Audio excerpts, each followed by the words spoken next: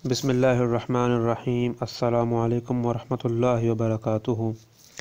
मोहतरम सामाईन और नाज़रीन, आप देख रहे हैं वज़ाइफ हेल्थ केयर और आज मैं आपको सर के बाल लंबे करने के लिए एक रूहानी अमल बताने जा रहा हूं और इसकी कुछ वजूहात भी बताऊंगा।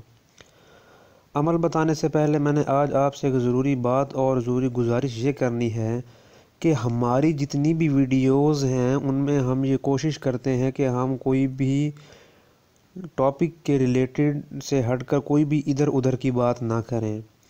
लेकिन देखा गया है कि हमारे अक्सर कमेंट्स में लोग ये कहते हैं कि आप जो हैं सिर्फ़ और सिर्फ प्रोफेशनली काम करते हैं, आपको इन दुआओं से कोई लेना देना नहीं, ये नहीं वो नहीं।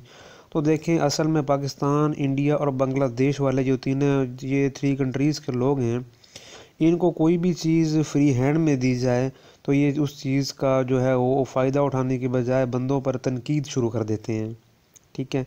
दूसरा ये है कि दूसरे चैनल्स की तरह दूसरे पता नहीं कौन कौन से लोग हैं इस दुनिया में, उनकी तरह यकीन करें गप्पे छोड़ने में यूँ समझ लीजिए या फजूल टॉक्स करने में कोई फ़ायदा मैं नहीं समझता। ठीक है। इसके ये है कि जो हम अमल बताते हैं वो हम अस्सलामु अलैकुम के बाद हम अमल बताते हैं, अमल बताने के बाद अल्लाह हाफिज़। इसमें हम ये नहीं कहते कि आप कैसे हैं, आपका टाइम कैसे गुजर रहा है, उम्मीद करते हैं कि आप भी ठीक होंगे, आपके बच्चे भी ठीक होंगे। क्योंकि इसका आप हमारे कंटेंट से कोई रिलेटेड कोई लेना देना ही नहीं है। मज़ीद अगर किसी बंदे ने हमारी मेमोरी टेस्ट आउट करनी है या हमारे बारे में उसको ज़्यादा ही परेशानी का सामना है तो नीचे डिस्क्रिप्शन में हमारा नंबर ओपन है, डिस्क्रिप्शन में नंबर हमारा काफ़ी वीडियोस के नीचे दिया गया है। तो आप हमसे कांटेक्ट करके हमसे पूछ सकते हैं कि हमें मसला क्या है, अपना मसला बता भी सकते हैं।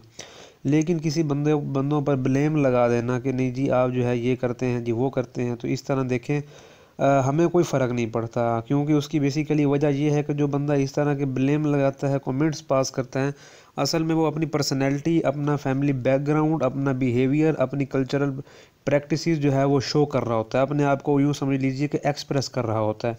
तो हमें उनसे उसके कमेंट पास करने से या ना करने से कोई फ़ायदा नहीं पड़ता। लेकिन ये एक अच्छी मोरल वैल्यूएबल एक्टिविटी नहीं है। तो ये बात आज बतानी ज़रूरी थी। मज़ीद तो सर के बाल लंबे करने के लिए इसमें यही है कि अक्सर सर के बाल जो होते हैं या खुश्की की वजह से जो है वो लंबे नहीं होते हैं।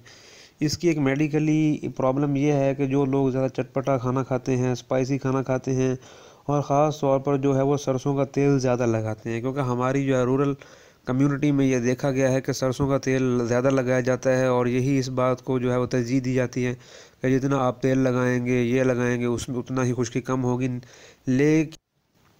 लेकिन जो है इससे जो है वो खुश्की ज़्यादा होती है। अगर आप कभी यकीन करें और गौर करें कि अगर आप जब अपने बालों को कॉम्ब करते हैं, कंघी करते हैं, तो जब आपके बड़े बालों के साथ छोटे बाल भी आपके कंघी में आना शुरू हो जाएं तो समझ लीजिए कि आपको कुछ ना कुछ मसला हो गया। और ये जो खुश्की है ये खुशबूदार और पता नहीं किस तरह के, यूँ समझ लीजिए कि अर्बनाइज्ड ऑयल, बाज़ारी तेल, और यूँ समझ लीजिए कि third class fourth class soaps use करने और बार बार शैम्पूज चेंज करने और बहुत ज़्यादा स्पाइसी खानों को वैसे होती है। तो इन चीज़ों से परहेज़ करना लाजमी है। कोशिश की जानी चाहिए कि अगर आप सोप यूज़ करते हैं या करती हैं तो एक हाई क्वालिटी सोप यूज़ किया जाए। दूसरे नंबर पर अगर आप शैम्पू यूज़ करती हैं तो आप एक शैम्पू रेगुलर यूज़ करें। आप जो है ना ये ना करें कि दूसरी फीमेल्स की तरह, फीमेल्स को ये हैबिट होती है कि एक शैम्पू टेस्ट आउट किया, फिर दूसरा टेस्ट आउट किया, फिर तीसरा टेस्ट आउट किया, तो इस तरह तो फिर जो है वो शैम्पू ख़त्म होने पे ही नहीं आएंगे।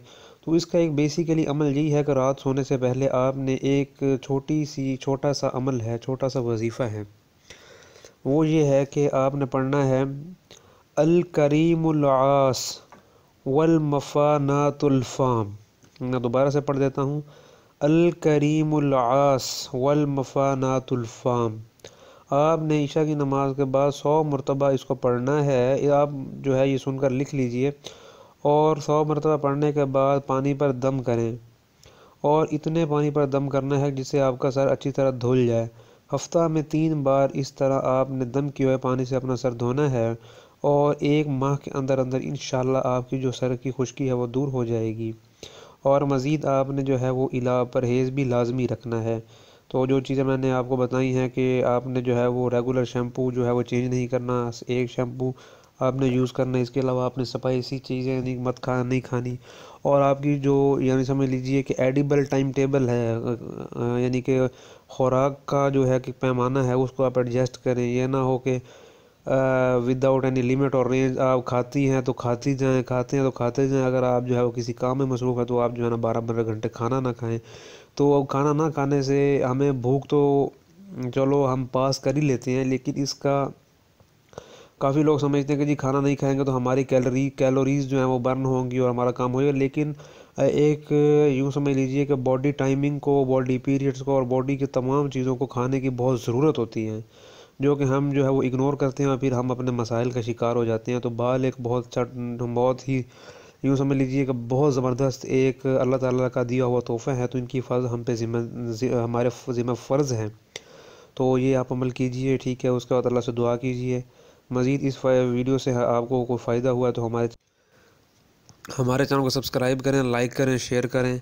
अस्सलामु अलैकुम वरहमतुल्लाहि वबरकातुहू।